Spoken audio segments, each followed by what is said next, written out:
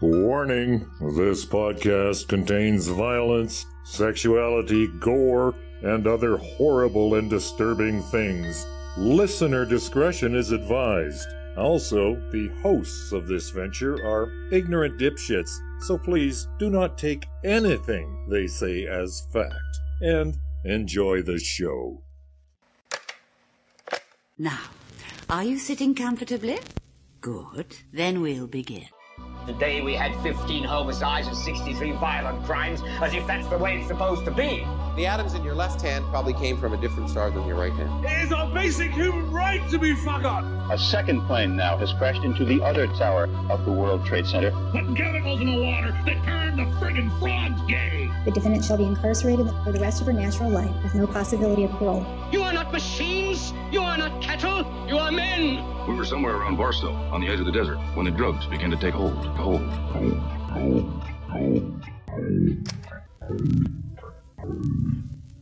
Occultae Veritatis.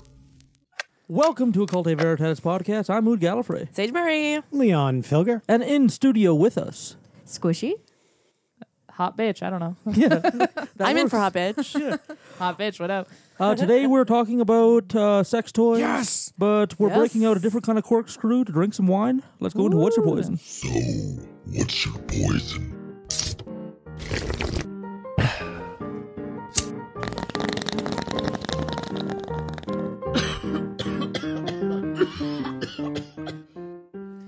Ooh. It's Sawmill Creek Shiraz. Hooray. Sarah. Whatever. S-H-I-R-A-Z. Whatever will be. Sarah. Sierra. Yeah. Sawmill Creek, Sarah. Medium-bodied dark fruit, hints of spice. And the back says, relax. You sing it like a song. Was it medium, something dark, something hints of spice? Relax and savor a special moment of pleasure with Sawmill Creek wines. Our wines are crafted to be smoother tasting and easy drinking while pairing effortlessly with a meal or simply enjoyed on their own. Life is simpler here. Meal suggestions: beef, lamb, pizza, burgers, blue cheese. I feel like that bottle is just a meal in of itself. It like is. meal suggestions. This. I do not recommend making an entire meal out of blue cheese. Not You out of don't blue know cheese, my but the life. wine. If you do make a whole meal out of blue cheese, I am not gonna fucking judge you. I will sometimes just go to the bulk cheese warehouse, buy like a pound of Gouda, and call that dinner. Yeah. Cellared in Oliver, British Columbia from imported and domestic varieties. Lovely. Ooh, It was on domestic. sale at the Alberta liquor board store. Sweet. Again, I'm caught in this dilemma. Like, I can gauge whether I like a beer or not, but I have no gauge for what's a good wine or a bad wine. All wines are good wines. All wines are good wines. It's Agree. whether or not you like how it tastes. Yeah, unless it's too sweet. I like the Then it's bad. byproduct, which is like a lowering of inebriation and like, yeah, all that good stuff. Getting wine drunk is a very wine drunk is a very, very different type of drunk than everything else for me, and it's almost always more fun because by the time you finish that bottle, there are literally no fucks to give. Wine drunk is the horniest possible drunk for me. Like, if you want my dick in your mouth, start off with a bottle of wine. Well, speaking of dicks in your mouth, this is the perfect episode for that. Oh yes, I'm gonna rate the wine 5 out of 10. I don't know. Wine is totally neutral to me. It works. I would just rather have a beer. Want it? Oh, I haven't tried it yet. Let me see. Yeah. Oh, I like that. I don't hate it. 7 out of 10. I give that like a 9 out of 10. I only have white cups. Too late. I still oods. Okay. This is mine now. That's something that happened. Gonna give this a solo grape-sized vibrating bullet. Oh, good. Out of 0.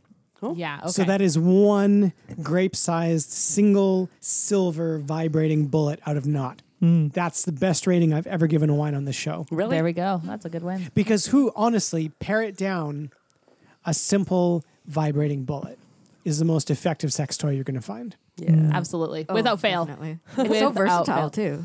You can put it in anything. You put it on anything. Anything is immediately better as soon as you throw that into the photo. Don't have anything? Perfect. Have things that you could just like tape it to the end of? Perfect. Like it never fails unless you don't have batteries, in which case change your fucking batteries. And you break out the solar panels. Yeah. Oh, sex toys. That's a whole new industry. I wonder if there's a solar panel efficient enough to run a Hitachi wand. Yes, there is. There's absolutely is. That's not even a question. Dude, that's power entire that's some druid cities. orgasm shit. That's some total druid orgasm shit. Druid Orgasm is the name of my doom metal band. I like that. That's perfect because one of my favorites is Electric Wizard for doom metal groups. That fits like a glove. So Druid Orgasm is just pretty much a... By the way, if any of you want to use our band names, you will have to pay us at least $3.80. Yes, please give me $3.80 because and I'll spread it equally. Equally amongst the other hosts. Or you will hear from the lawyer I made up and try to type a letter. Blah, blah, blah's law blog. Yes. This is the Saskatoon. I'm Joe Law from Saskatoon Law Firm. Don't use the band name. We'll sue. $3.80, please. $3.80. We don't sue. We're Canadian. Yes. Hi, I'm Stoya, and today we'll be reading a section from Supervert's Necrophilia Variations. Death is mad about you. Death loves you. Do you love me too? I'm not needy, but I enjoy intimacy, especially with you, darling. Go ahead, slip your face into mine. I like to feel your warm lips in my inert visage.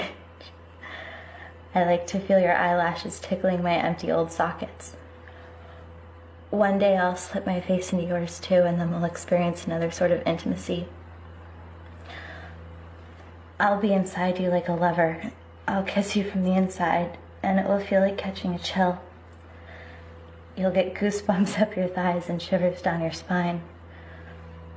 I'll whisk you to my wormy bed, and we'll lie there nestled in each other's arms, or at least so long as you have arms. And even then, when you're hideous dust, I will remain true. I am death, and when I love you, it's forever. And why shouldn't you love me back? I know that sometimes you fantasize about me. You lie in bed at night wondering how and when I will come and what I'll look like when I do. Am I a knight in shining armor? Fiery dog of hell? Do I look like a vampire? Skeleton, a ghost? You imagine me taking you into my arms, embracing you, comforting you. There, I say, kissing your tears away. I'll make those awful things go away. Life won't be a burden to you anymore, I promise. Pull back the curtain to reveal a wonderful new world. A party, a riot, a ball. It's the costume affair, Mardi Gras, Halloween festival, the Day of the Dead, and it's enormous fun to prance around on the arm of inevitable doom. Life is short. Seize the day. Go ahead, darling. Slip me on. Pretend you're me. See the world through my sockets.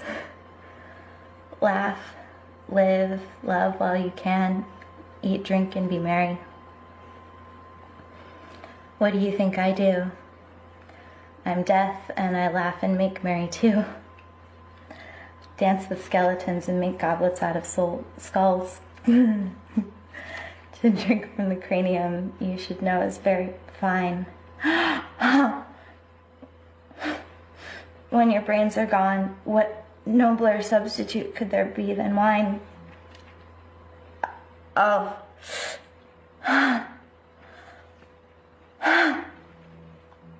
Oh.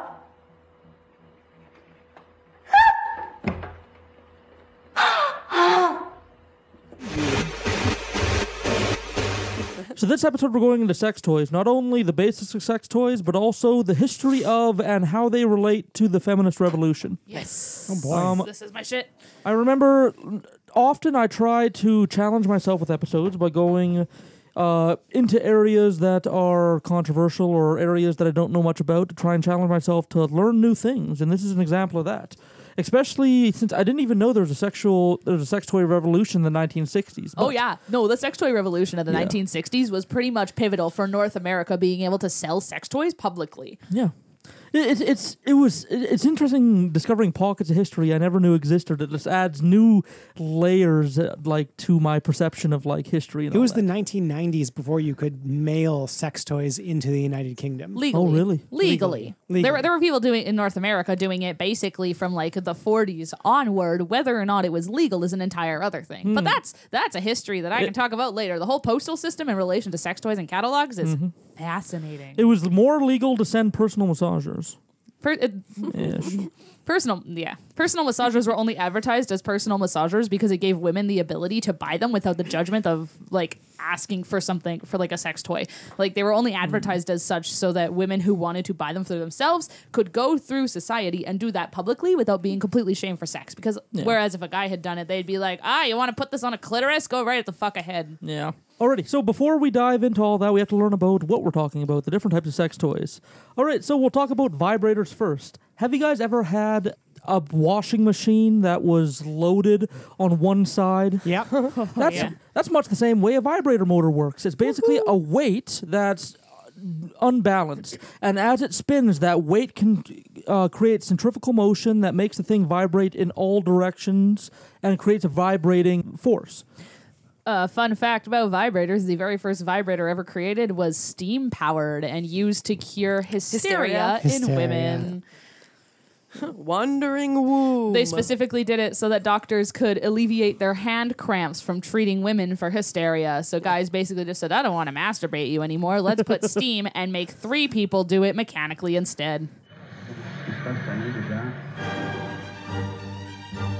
Any woman who was experiencing stress, any woman, frankly, who was violating Victorian gender norms, who was too uppity, who was too confident, who was dissatisfied with her husband, she would very likely be diagnosed as hysterical. Initially, the procedure called for a doctor to massage the clitoris to the point of orgasm, thereby relieving the built-up pressure thought to cause hysteria. It was not considered salacious in any way. It was considered completely modern scientific Victorian medicine in the treatment of hysteria. It was so impossible for these Victorian physicians to imagine that women were sexual, that they had a sex drive. But the treatment fails if the doctor doesn't have the right touch or stamina. I actually think the doctors probably weren't that good at bringing women to orgasm. When they were helping women come to orgasm, their hands got tired. Like a lot of manual tasks that are difficult and possibly onerous, it was mechanized. And so was born the vibrator. One early version was a tabletop model designed for the doctor's office and powered by a steam engine. Then in 1902, Hamilton Beach introduced the first personal vibrator. Just the 5th domestic appliance to be electrified. To be a doctor back in Victorian age is hey, you're sick? We'll put these leeches on you and do cocaine about it. Yeah. Oh, yeah. And casual. And what about, what was that punching holes in the skull titration? I forget the name of it. Trepanation. Trepanation, yeah. Call back to the barbaric medical practices episode. That's a good one. Yeah. That's a good one. Yeah. So there's a bunch of different types of vibrators. I'm going to go over the basics now. When you go into the world of sex toys, there's going to be 1,000 things I'm not going to mention. I'm just covering the basics. This could be a whole other podcast on its own. And there are sex toy podcasts that cover this all on their own. So yeah, This is just like a sneak peek. Yeah. So classic vibrator, vaguely phallus shaped, usually has a single motor. It's what most people picture. It's kind of a solid piece that vibrates. A rabbit has extended ears or some type of thing that extends outside the main body of the vibrator to rest on the clitoris. Sometimes the rabbit has a rotating, extending, or vibrating shaft to stimulate the inside while the ears stimulate the outside. With a classic dildo, you can just fuck yourself and go in and out. But when you have something that needs to be on a specific area to work, sometimes you need that extra motor in the head to stimulate the inside while the outside is being stimulated. Also, the G-spot vibrator. It curves like a cat's claw to come around to the back wall of the vagina to reach the G-spot. Isn't the G-spot on the front wall of the vagina? It is, yes. So Yes, it comes that's up what I like meant. this, like a... Yeah. Like a come here motion. Yes. Yeah. It can also be used to stimulate the prostates of men. And it can also be used to achieve female ejaculation for those who can do that. G-spot vibrators are often used to do that. Wands are another type of vibrator. Wands aren't usually built to be inserted. They're usually built to rest and provide that vibrating motion. They're big and powerful and built for clitoral stimulation. And, of course, the classic that everybody's seen, everybody's heard of, the Hitachi wand. Which has a fascinating history. Which somebody actually found at a Value Village. Oh, wow. Oh, really? Interesting. Surprise. I really hope they did not buy it. What's the interesting history? Essentially, Hitachi magic wands were created as sex toys and then only marketed as personal massagers so to bypass the obscenity laws in the United States and in North America, because basically all of the U.S. pretty much put an entire ban up until about the 90s of anything considered obscene. And that was a very rare... Like, you didn't really know what that meant. No one could really give you a good definition of what obscene was, so they could apply it to whatever the fuck they wanted. And so Hitachi wand, or the company of Hitachi, was operated out of Japan primarily, and they created this as like one of the only things of its kind compared to all of the other technology they made. And there was a specific duo in the United States that I could not remember. I can't remember the names, but it's in the book that's right in front of me. Yeah. But they specifically took over, I believe it was in the 1950s, of... a bunch of distribution for sex toys in America and the United States.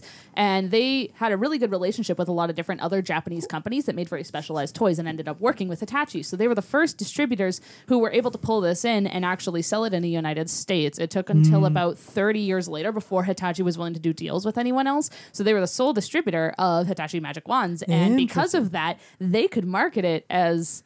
like the personal massager in all of their other catalogs, like to any degree that they wanted. And everyone was like, okay. So when it started making its way into stores and people were actually thinking it was it was like a massager for your neck, there was like everybody in Japan would just kind of look over at the States and be like, for those of you that are wondering, it does work very well on the neck as well. So dual use. It does. Please clean it in between. Yes. Give that thing a wipe down. Alrighty. Nice little wash. Next up is a bullet. A bullet is a tiny vibrator, often able to fit in a palm.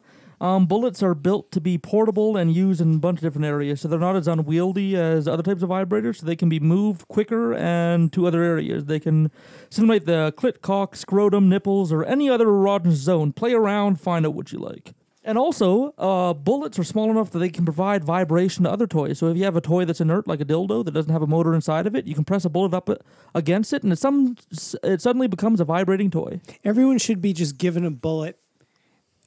When you turn with the age of majority, the government mails you a bullet and just says, go fucking hard, have a good time. Vibrate everything. A bullet in a mirror.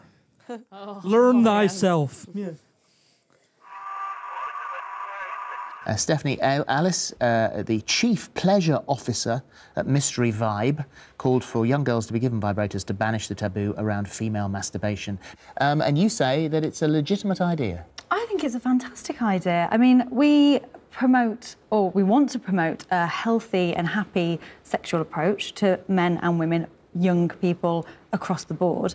I think what we have in today's society is an inability to discuss the female aspect of pleasure, talk about the men's side of things. When we talk about masturbation, teenage boys springs to mind, and never the girls, when we're allowing young women to have sex at 16, but we're saying that they shouldn't masturbate at 16. So I don't know for me, it doesn't. I don't know whether we're saying that they shouldn't, and I think this is actually the next step of actually providing a means to do it. It's the cherry on top of masturbation. I think it's, and everyone likes a cherry now and then. It's not a necessity, but it's it's a way of helping you to explore your own sexuality. Okay, well, Judy, I mean, but you are by no means any sort of prude here at all. But what your problem here is it's the age, it's the teenage, the younger sort of end of the teenage. I think, young people, they're going through their hormones, they're changing, their identity within their self hasn't even been understood. So I think I think there's nothing wrong with young people exploring their bodies, using their own hands and so on and understanding your body. It's important as a woman. But I think, where does the line stop? We're now going to hand them a vibrator. It takes away the form of growing and getting into relationships and learning about intimacy. You've obviously used a vibrator, so the pleasure that it can bring. Oh, of course, but so the pleasure it can bring. And allowing a 12-year-old to meet that, it can form into an addiction. It can be me personally, I don't think it's right. I think it's too young. I think the young people are going through issues as it is already, and now adding this, we've got young boys upstairs locked in their room playing computer game. You're going to have your daughter upstairs locked in a room with her vibrator. I can't imagine. Could you imagine, Holly? You're trying to reach into your top drawer and take out your rumpet rabbit. You know what I mean? So when is a good time to open the conversation then? Because we all know that communication is key with all these sorts of things. Should we be talking about sex toys with young teenagers? I think it's really important because sex toys are part and parcel of a happy and healthy relationship. You don't have to have them, but lots of couples, I would say more so than not, enjoy sex with sex toys. And to eliminate that from a teenager's life and then just expect them to be okay with it at a later date is kind of asking them to run before they can walk. So when we talk about sex toys, quite often people, like the images of big phallic penises will spring to mind, and that's not what sex toys are about anymore. There's a plethora of designs, all with the sole aim of delivering pleasure. Arnie, dildos made of many different materials. Usually dildos have no motor. Usually if you put a motor inside them, they're considered a vibrator, but there's lots of gray area, lots of crossover. Sometimes dildos with motors are still dildos. There's lots of gray area. Yeah. The size, the average dildo is 6.89 inches long and 4.78 girth. The average cock is 5.3 inches long with a 4.7 girth. For those of you in Canada, that's 16 centimeters. Yeah. Damn. Yeah. I don't have time to convert. Join the rest of the world, America, please. So like a lot of people, this is a big insecurity in the early part of the feminist revolution. Like in the 1960s, 70s, there was lots of write-ups from conservatives and like pundits that say that like these women are out-competing men because they're buying unwieldy large toys and all that, and they're competing for male pleasure and all that. But when you look at the statistics of what toys women like to buy, they're not all that much bigger than the average cock. They're not looking for giant-sized things. Surprise, surprise. Yeah. So there's size, there's appearance. Is that true? Yeah. Oh, absolutely. Like, within the entire 60s feminist revolution of what sex toys were, they specifically, there was one shop, I believe in San Francisco, that did a ton of research as to what women were actually looking for in dildos, because up until that point, a lot of dildo manufacturers were men, and they all made it based on what they thought women wanted without a lot of female baseball consultation. Bat dildos. Yeah. And so this duo, I believe it was like a gay man and a lesbian who opened this tiny little shop in San Francisco, started actually taking in a bunch of input because they were working with a guy named Gosnell Duncan, who was he was the first creator of the silicone dildo, because he was the first person to use silicone rubber, and he was willing to manufacture whatever they wanted. So they started actually getting input, and that's when we started getting dildos that were like usable, purple and colorful and different shapes that didn't necessarily look like perfect veiny penises, which is what everyone imagines when they think of a dildo. You started getting the ones that women wanted, which were like vaguely phallic shaped and like a little more ambiguous as to what it was. It was used for insertion and it was used for pleasure, but it didn't need to look like a penis, because up until that point, so many of them were like molded from penises. Well, what else would you possibly put up there? But like it didn't need to be. And so it took until the 1960s for women to actually start gaining impact. And once these things started coming out, men were incredibly wounded. A lot of governments were saying that these were more obscene than the dildos that were already created by men, because it was directly competing with the pleasure that men could give. So they were weirdly intimidated by the fact that I'm I want mine to be purple, therefore your penis is inadequate. My mother. Yeah. Oh no. Oh, here's another one. Richard Bigley sitting in the corner here. My mother was placed into her hands by Richard Bigley, a wax casting of my erect penis. Those things are fun. I will admit, like, what are they called? Clonabone. Clonabone. Those things are incredibly entertaining. That being said, I don't feel like a ton of people practically use them from my knowledge. Like, everyone I know who's had one has done it for their, like, yeah, I cloned his dick. It glows in the dark. It's basically a giant lightsaber. I made a candle. I cast mine in wax. Oh, that's smart as hell. I don't think I could stay hard. I don't think I could do the logistics. I don't think I could stay hard enough. The alginate warms up as it cures. Oh. Yeah. The alginate warms up That as helps. it cures. Yep. That helps. Is the name of my new like bluegrass like kind of banjo-y group. Yep. There you go. Warms up as it cures. It does though. warms up Like as it's it not an all a hostile environment for your penis. Yeah. And What a it great time. hard like you give it 2 minutes. That's another and you can band keep it up name. for 2 minutes. And like if you've got an obliging partner who will just masturbate furiously in front of you while you're sunk into this like 2-liter pop bottle full of alginate, you'd be amazed how long you can keep it up for. And You must have a really good partner. I do. I know. I'm going out for coffee with her tomorrow. She's good. So would you mind masturbating at me while I Masturbate at me. Sorry, I'm trying to make you. A, I'm trying to make you a present. Masturbate furiously because tomorrow's your birthday. Yeah. Like, she ate a cinnamon heart out of your foreskin. I think she's the one, man. damn, damn. That was my thing. I was like, would you let me put a cinnamon heart in my foreskin for a bit and then you suck it out? She's like, we made a kid. Let's fucking do it.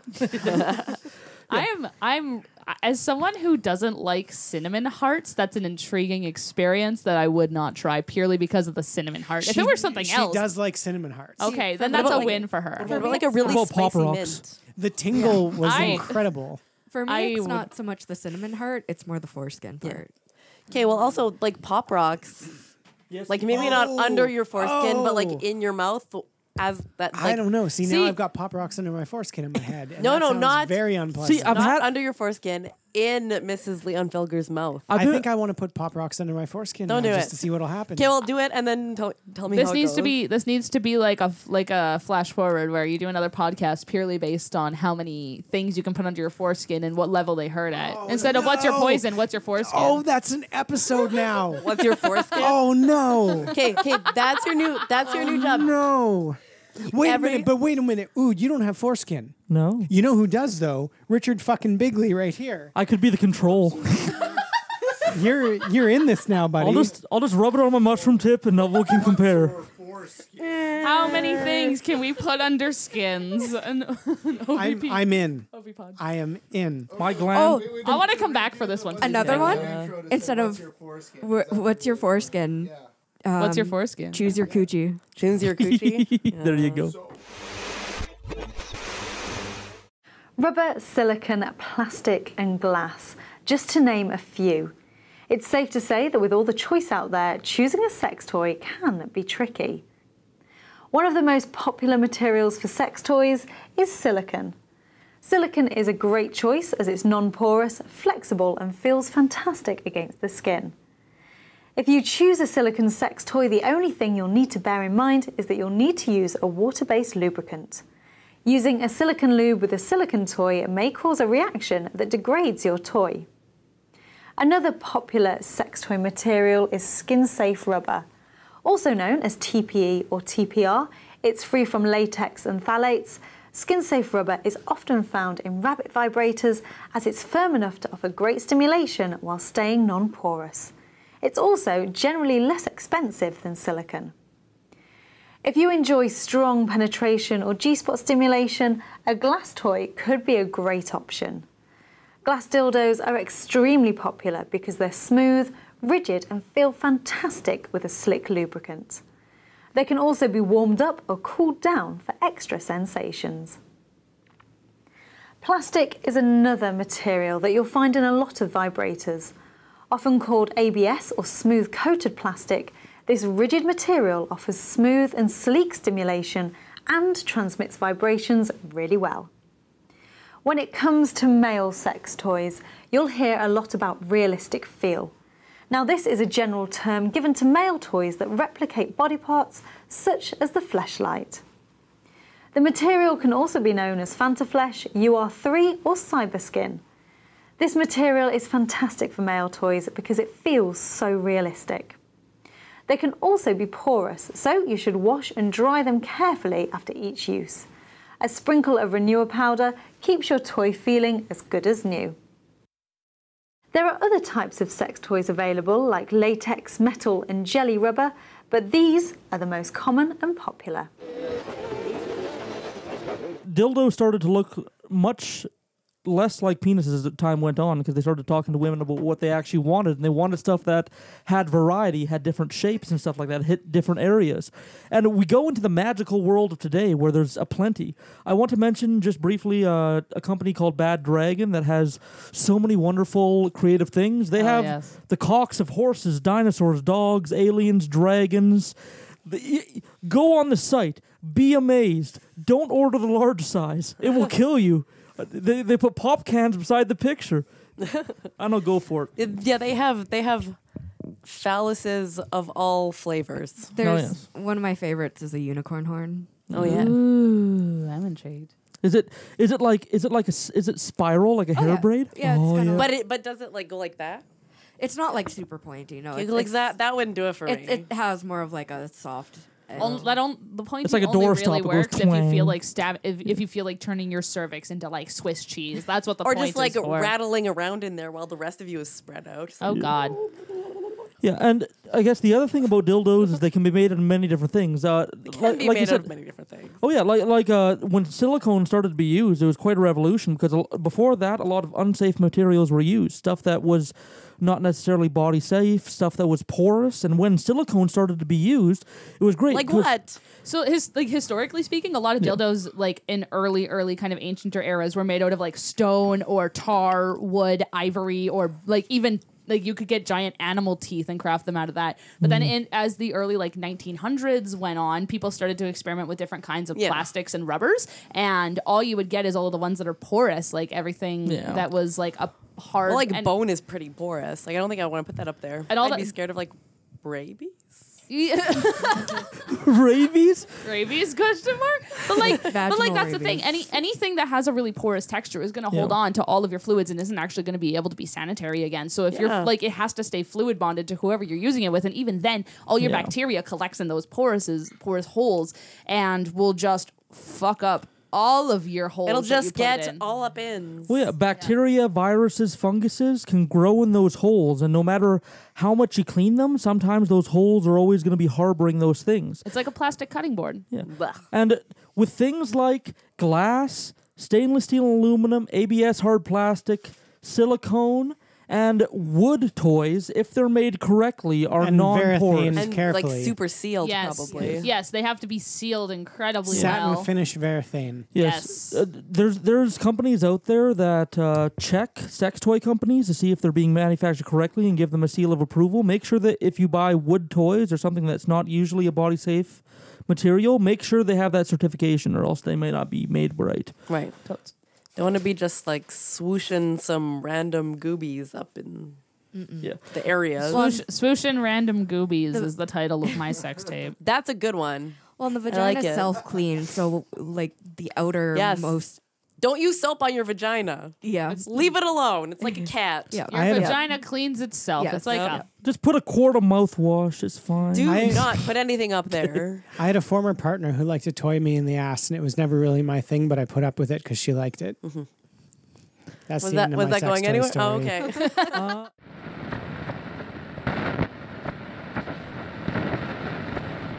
The male orgasm is an explosive affair, while the female orgasm happens behind closed curtains. So what do we know about it? Well, with 8,000 nerve endings, the clitoris is definitely the star of the show. No wonder up to 70% of women require direct clitoral stimulation to achieve orgasm. Yet it's not all about the clitoris. In one study, 20% of women reported having orgasms just from kissing or performing oral sex on someone else. Orgasms can even sneak up from behind. 94% of women who had anal sex said they were able to climax. A lucky 10% of people have experienced orgasm through exercise. Of those, 51% say it was abdominal exercise that did it. What about purely vaginal orgasms? Kind of a myth. Research shows that they resonate from the clitoris, vagina, and uterus all working together. These three things make up the mythical G-spot. Great teamwork, body. But what goes on in her brain? After the big moment, oxytocin, prolactin, and endorphins are released, creating that nice, relaxed feeling. However, at the same time, dopamine levels in the brain drop while prolactin levels increase. This drop can help the brain from wanting sex to the detriment of other necessary activities.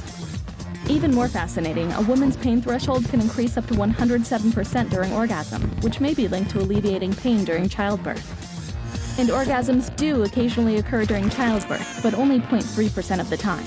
A less stressful way of getting off is to join the 53% of American women who have used a vibrator. So now you know a little more about female orgasms, that great, mysterious journey to the top of Love Mountain.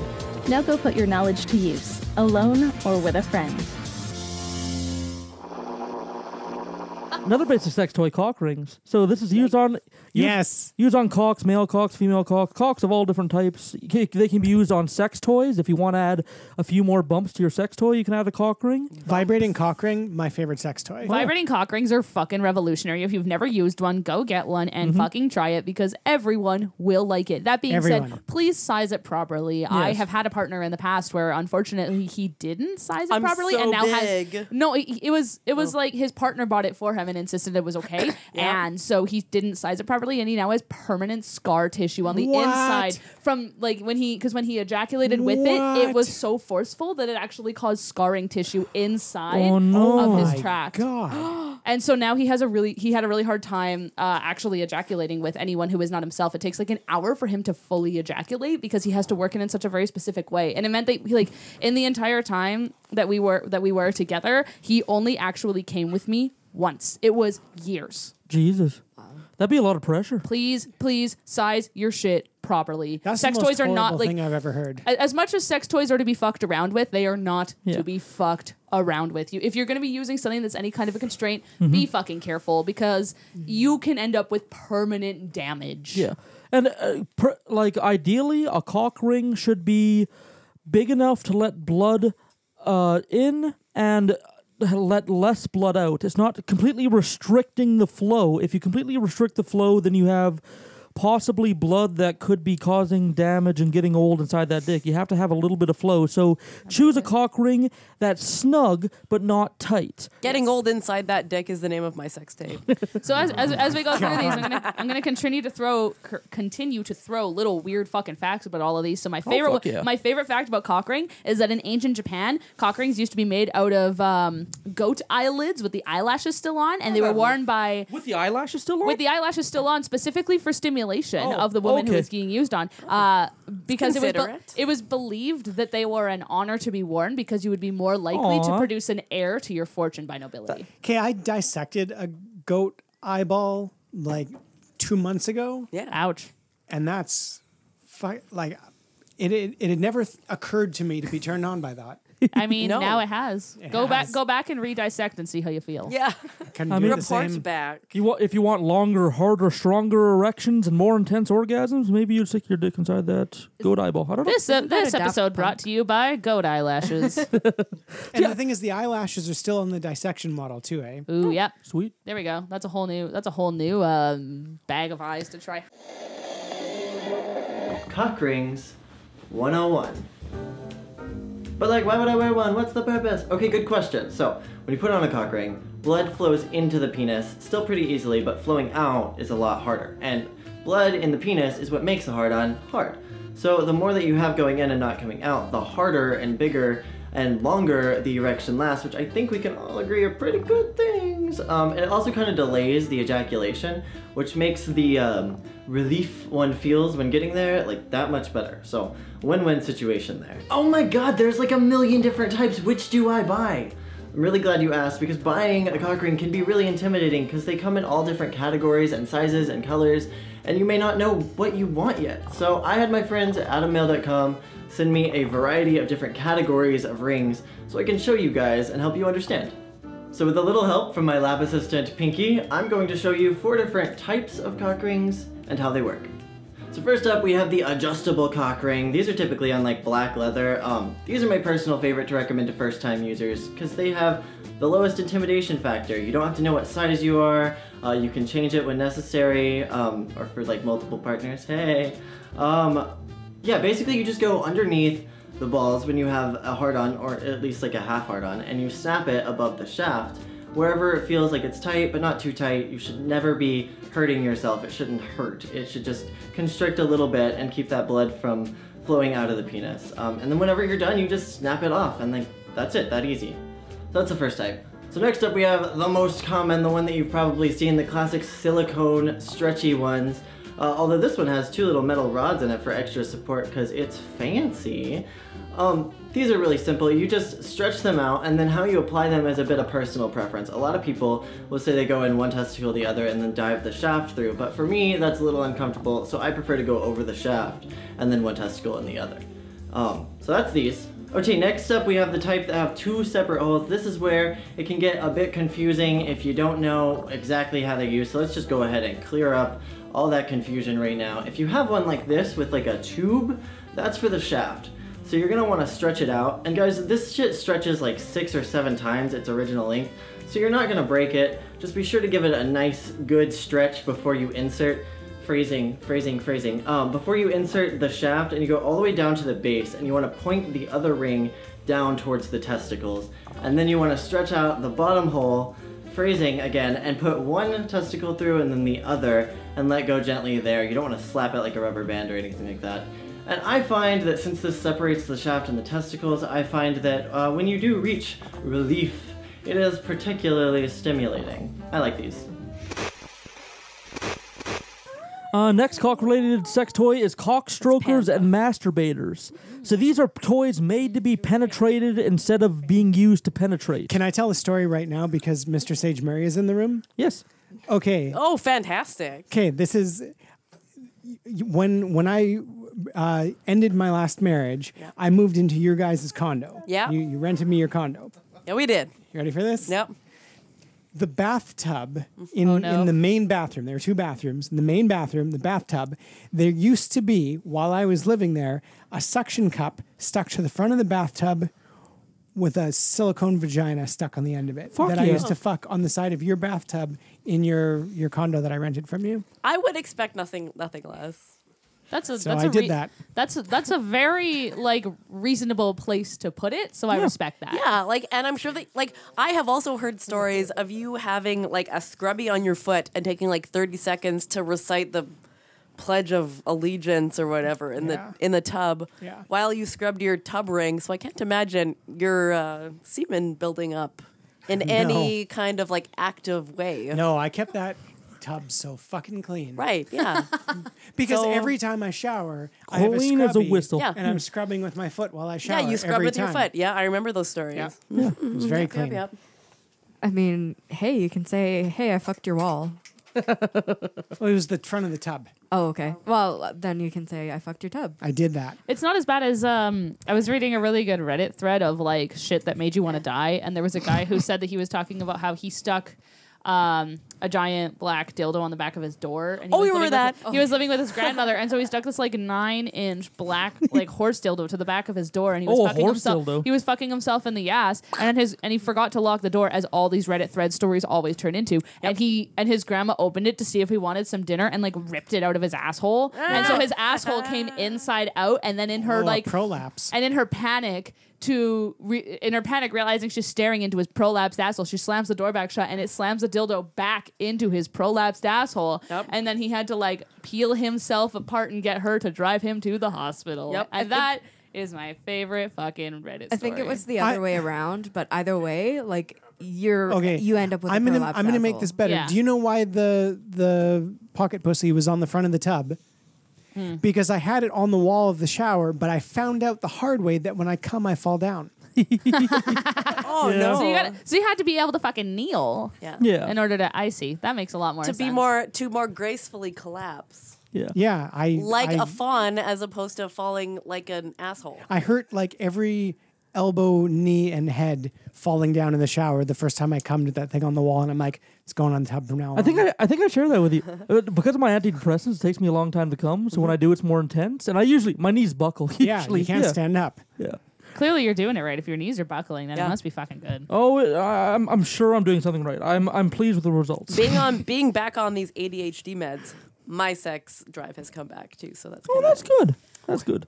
It's good for Mr. Sage Murray. Yeah, it's nice. It's nice when you can get a little bit of and like this podcast is all about breaking stigmas, like craving things, and like I know there's a few you out there that grew up in religious environments. We gotten some email from you guys that grew up in sex negative environments and all that, and there's nothing wrong with craving and nothing wrong with participating, nothing wrong with pursuing. It's just human. You're pursuing things that feel good, just like scratching your back and eating junk food. Sometimes some people like to eat chips, some people like to fuck. I have less sex now that I'm a father. Oh, fuck, man. But the sex that I do have is better. I, after we had a kid, we dropped, way down. Way the fuck down. Well, and then also I had, I was ripped from, stem to stern, and it was all... Two holes become one. I'm so excited to have children. No, one and done, man. Yeah. So ideally, my philosophy to kids is that there's so many really idiotic people having kids that I need to have a couple of them with my partner who's really fucking smart to kind of outweigh them. So, and in order to do that statistically likely, we need to have 3 so that 2 of them are likely to be successful and one of them can be considered the redundant child. And if he's fucked up and he doesn't do anything right and we have to take care of him for the rest of his life, that's fine. The other 2 can go off and be semi-successful. Can't imagine having 3 kids, man. No, I'm after having had one. This is coming from someone who doesn't have any kids, and I'm probably going to change my mind as soon as I have one. But my logic and theory are what matters. Your logic is sound. I was so fucking set on 2.2 kids, and then I had one and done. And your body did not get wrecked by that. No, my body didn't get wrecked. I didn't rip at all. Oh, I am approved to be sterilized. Franken vagina. I'm very happy about that. Yep. Have you been? No, I'm approved to be though. You are? I'm on the waiting list. Yeah. How old are you? 26. How are you that young and able to be? I'm ace. So I'm not gray ace because I don't feel any sexual attraction to people. Right. But I consider myself somewhat gray ace just because I do enjoy sex. I'm not sex repulsed. Okay. Yeah. That makes sense. Well, congratulations to you. Yeah, I was gonna say 26 is an impressive age to be able to actually be approved because most people it takes you until you're in your 30s before doctors are willing to consider it. I'm pretty sure the doctor would not even approve me. I was 21 when I had my vasectomy. Well, vasectomies for men are easy. But that's way easier. You can walk into a doctor's office and be like, cut my dick, and they're like, yeah, okay. But that was about how easy it was. Much less invasive. My doctor literally asked me 2 questions. You know this is permanent, right? Yes, which was a lie because it can be reversed sometimes. And sometimes. Yeah, and he said, "Are you sure?" Yes, and that was it. And I've had friends that have been pursuing it for years and seeing different doctors about pursuing it, and the fact that I just had to endure 10 seconds worth of questions and that's it, and somehow a woman has to be confounded with the guilt of you don't have any children yet. Don't you want to wait to see if you change your mind? Well, probably even for me. I'm 32 years old. A doctor would probably be like, Sage, you only have 1 kid. Are you sure you don't want more? Yeah. My reversal cost $4,900 and was the worst pain imaginable. But now I have a kid, so it is reversible sometimes. The vasectomy was pretty easy. Smelled my balls burn. The vasectomy was a piece of piss. Got real cuddly with a bag of frozen peas for a weekend, and that's about it. I had bruises down to my knees after the reversal. My testicles were honest to God the size of grapefruits. I remember that time. Yeah, I'm sure I sent you pictures. Yeah, I've seen your enlarged testicles. I would turn my air conditioner on full and just prop myself so my balls are right in front of it. I have not seen Ood's enlarged testicles. They gave me narcotics, and it was the first time in my life where I need these. For my sake, I pray that you never see my swollen testicles. I've seen Leon so naked. Yeah. So often. Maybe I'll enter the genital cosplay contest this year. Who knows? Do it. Maybe I will. Yeah. But yeah, I was really lucky. The gynecologist was super nice and super understanding about it. She's like, "How old are you?" I'm like, 26, and she's like, "Oh, okay. Well, you seem like you're really sure about this, and you've given it a lot of thought." So, who's your gynecologist? I'd like to see that gynecologist. No kidding. Finding a gynecologist who listens is a fucking challenge. Yeah. My gynecologist didn't even give birth to my kid. So okay, whatever. I give you the name of a good gynecologist. Pardon? I got a good gynecologist. Okay. Yeah. I wasn't about to question. I know anything. a good gynecologist. He's a family friend. It's good. It's 2019, man. Cool. It's all good. You can have a gynecologist. You can't have a gynecologist. I have a urologist, and he's very concerned about my prostate health. Is that a dick? I am also very concerned about your prostate health. I've been worrying about your prostate for years, man. Yeah. I'm just staying up late at night being like, oh, Leon's prostate. What is he doing about it? Yes, I lie sleepless at night thinking about your prostate. Okay, well, I wake up in a cold sweat. I'm like, prostate. Speaking of prostates, you know what stimulates a prostate? Sex toys. Anal toys. Sorry. Also, not sorry. Not sorry. I don't give a shit. You can't be mad at me like Richard Bigley can. We're done. We're done being sorry about interruptions. There are 4 different types of cock masturbators, and I have to tell you about all of them. I want to know about all the cock masturbators. A textured sleeve is basically a hollow tube with 2 ends. Often the like a sock. Yeah, like a sock. It's kind of like a professional version of a tube sock, except I don't know what kind of socks you have that don't have fucking toes. No, I meant like socks with the toes cut off. Do you know what really makes Mrs. Leon Filger mad? I'm high. What's that? When I come in a sock, and then I don't get it all the way in the laundry basket. It'll be like draped over the side, and she's like, "Really? Like you're gonna jerk off with me sleeping in bed? Just fucking put it in the laundry basket." And I'm like, I'm sorry, I can't That's throw a in very the dark. reasonable argument. Or like rinse it out and put it in the laundry basket. Why am I That's gonna kind of rinse it out? Just get one of those give it a T-shirt rinse. cannons for they got at the hockey arena. Shoot it into the other room. No, I'll just jerk off in the sock and fling it into the darkness. All and hopefully done. It makes it to the laundry basket. I feel sorry for Jerking your into fucking a sock. cum-covered bedroom. It's part of the atmosphere. You just jerk into the sock and It's called- like, Fling it into it's called thrown to into the somebody universe. the morning after. Fling It Into the Darkness is the name of my indie pop group. It's called a Bacake-inspired interior design. It's just very stringy. The next up are eggs. Eggs are like textured sleeves, except they're smaller. They're egg size. They can be held in a palm.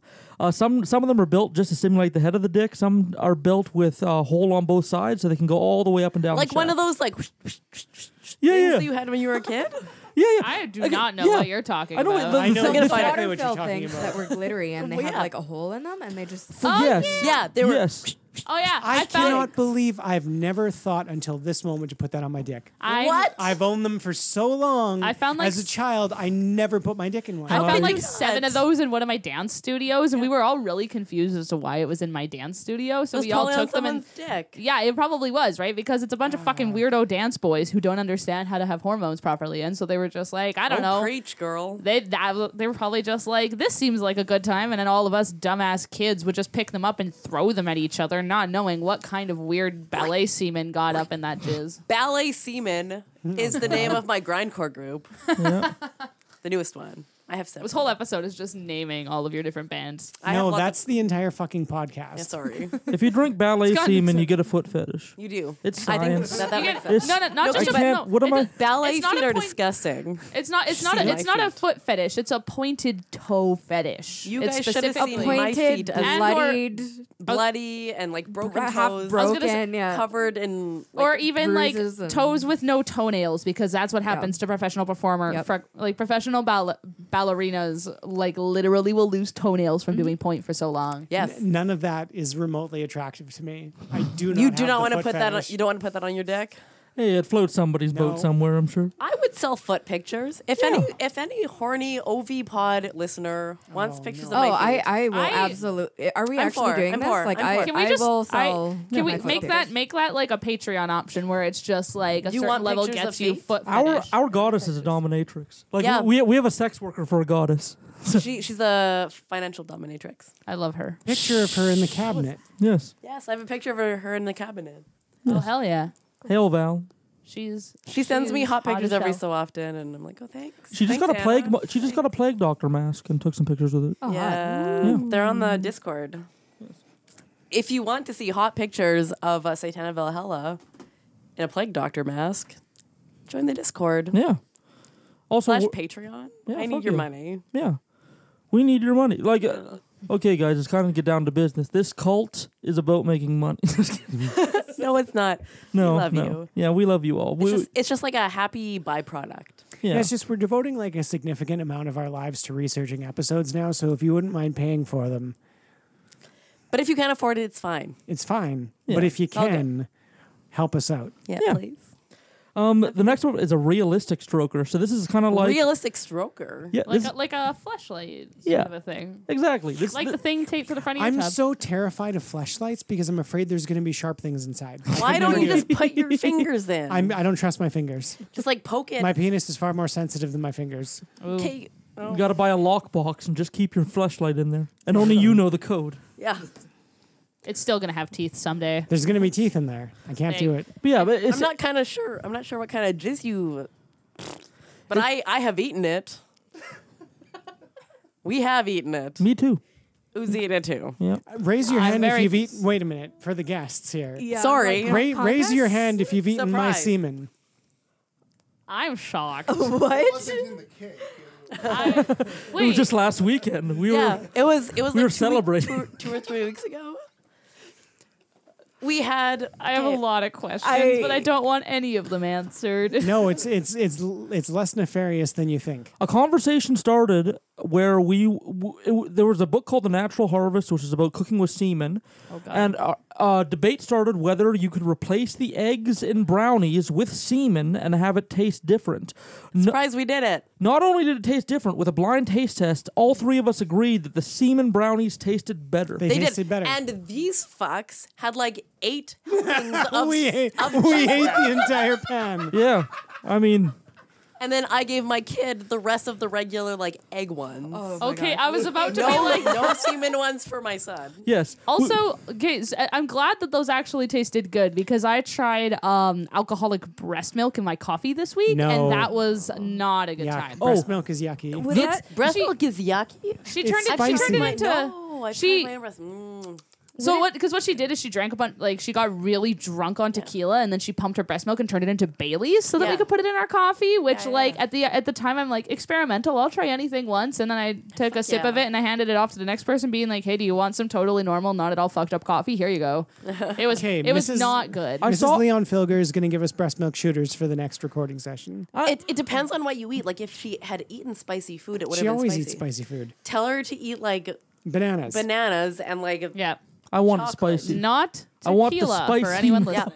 Okay, not breast milk. Because I think that's when I tried my own. But semen, would that be considered cannibalism by some people? No, we've discussed this. It's not because it's I'm consensual. a vegetarian and I was cool with But eating it. I consented to the consumption of my semen, which means Is that the limit between cannibalism? Is if the person? Oh, okay. I think so too. That's it. It's consent. Bodily autonomy. And informed consent, not like informed consent. Yeah, not like we are. It's not like a cow who can be tricked into saying "Moo, eat me." You got to be sober and have informed. As I was masturbating and coming into this cup over and over and over again, I thought, it's a whole yes, thing. I'm okay with these people eating my semen. It lived in my freezer for far too long. And it lived in my freezer for 2 days, and then I cooked it. Now, Oot did the baking, and it was incredible. Now the brownies taste better. Here's the downside: my apartment smelled like hot cum for 2 days. So you said that's a downside. I think I respectfully will disagree with Nope, you. There. not hot No. cum for me, man. No. Alrighty, Sex Toys Part 1 will return next week and continue our exploration of things to put in you, things you can put your things in, or things you can use with a very nice friend, or 2 or 3 or 4.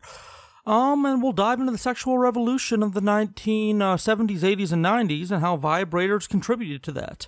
But for this week, I got a funny little song for you all lined up.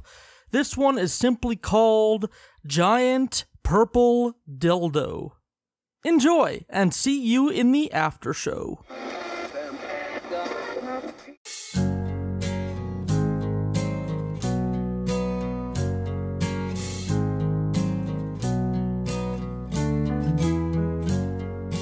If I was a bird, all I'd ever do is sing.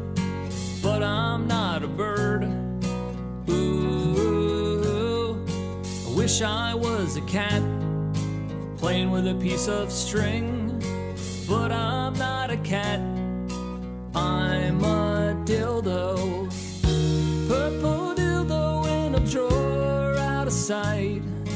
Nobody loves me, nobody cares. Purple dildo only taken out at night. Close my eyes real tight, dream about the daylight. I wish I was a dog, chewing on a big old bone. But I'm not a dog, no, no, no. If I was a dog, I wouldn't have to go in weird vaginas, no. But I'm a dildo.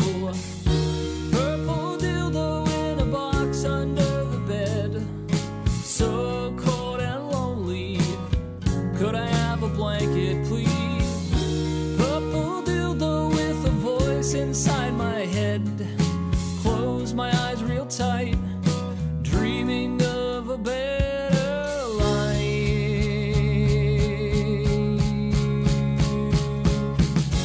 There's a giant purple dildo, and it's floating on the breeze. There's a giant purple dildo, and it's hanging from a tree that we're walking underneath. And it's hard to pay attention, to have a conversation with a giant purple dildo.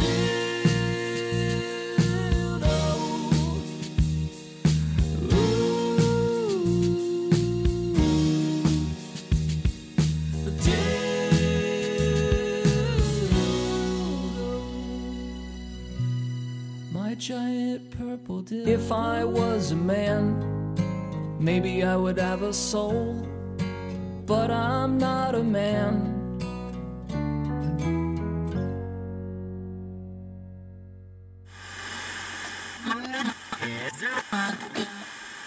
Alrighty, short after show today, just announcing the winner of our Valhalla Holy Symbol Contest. Test. So, our goddess Valhalla, on the Discord, which you can join by joining the Patreon, she asked for a holy symbol. She wants something that people could draw on themselves, people could tattoo on themselves, people could put in shrines, on t-shirts, whatever they want, using this symbol to bring more of Valhalla's influence into this world. So, we had a bunch of submissions, and we value them all, and thank you for all of them. Some of them will be used in future projects. It wasn't easy to select a winner, and of course I don't envy Val for having to do that, but our lovely goddess has selected a winner, and the winner is Joe from the Discord. So congratulations, Joe. His design looks like an upside-down pentagram, except instead of the 2 bottom star points, it comes up in little devil's horns and a little thing that looks like a V for Val. Quite fitting. I think we'll get that on some t-shirts and mugs in the near future, and yeah. Oh, so part of your prize, Joe, hit us on the back end of the Discord, and we'll send you a t-shirt in your size. And also think about what kind of thing you want us to cover. That was also part of your prize. Selecting a case for us to make an episode into. Try and challenge us. We like to look into some weird shit. Remember, we covered pickup artists and Pokemon and sex dolls and all kinds of shit on this podcast. So throw us a curveball. Let me just stick this in the back end of the podcast while I can.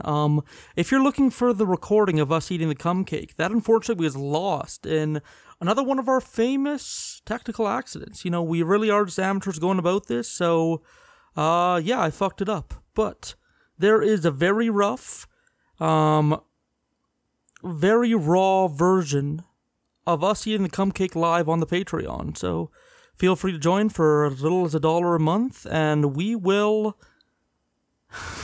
allow you the opportunity to have us eat 2 sets of brownies and be surprised at which one tastes better. Until next week, thank you all very much. You're all beautiful little cherubs of God. Well, Valhalla, that is. And we appreciate each and every one of you. I love you guys. Thank you for letting us into your ear holes and letting us reverberate our sound waves deep into your skull. Have a good week. Enjoy the summer while it lasts.